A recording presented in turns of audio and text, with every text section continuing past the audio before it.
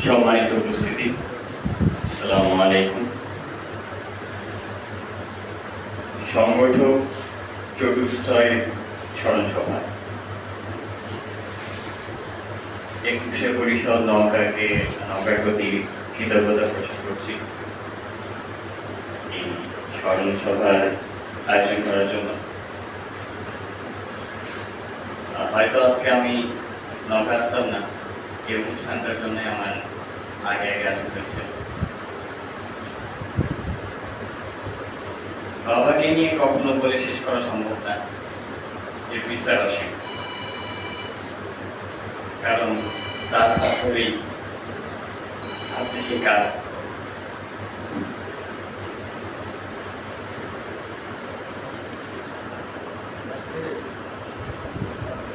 ছোট থেকেই বাবার সাথে 21শে পরিষদের আমিনায় হেঁটে বেরিয়েছি।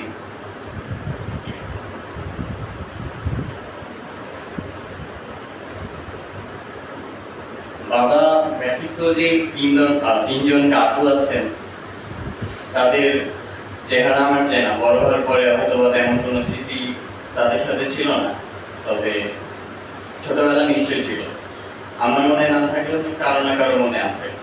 যদি কারো এমন কোনো স্মৃতি মনে থাকে, আমাকে অবশ্যই জানাবেন। বাবা তার কাজকে অনেক বেশি ভালোবাসতেন। একজন সরকারি চাকরিজীবী সারাদিন অফিস করার পরও কিভাবে তার সাংগঠনিক জীবনকে ধরে রেখেছেন, সেটা আমি বাবাকে দেখেই বেশ ভালো উপলব্ধি করতে পারি। তবে নিজের কাজকে নিজের চেয়েও বেশি ভালোবাসা উচিত নয়। বাবা আমাদের সবার কাছে একটি বার্তা দিয়ে গেছেন।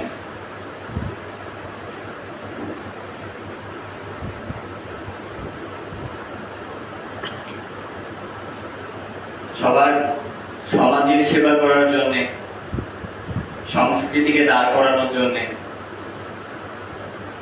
আপনি একজন যোগ্য ব্যক্তি হয়ে উঠতে পারেন, তার আগে আপনাকে নিজেকে সুস্থ রাখতে হবে।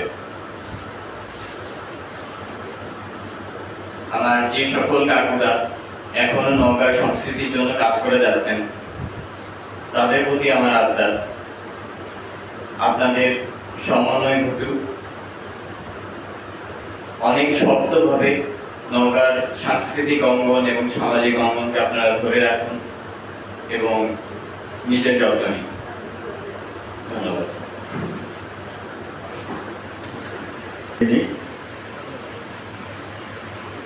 মাহমুদ মায়া ভাবির কাছে আমরা